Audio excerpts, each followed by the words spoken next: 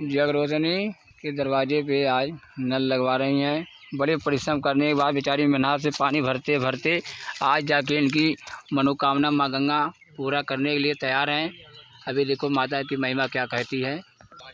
देखो नल का शिलान्यास करने के लिए अगरबत्ती जला चुकी हैं। अब माता गंगा जी का पूजा करने जा रहे हैं। करो जग रोशनी।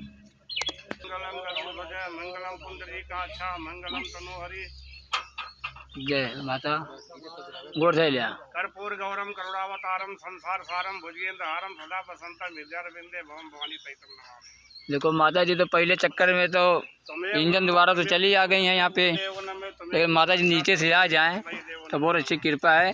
आप लोगों की कृपा से नल हम लोग लगवा रहे हैं।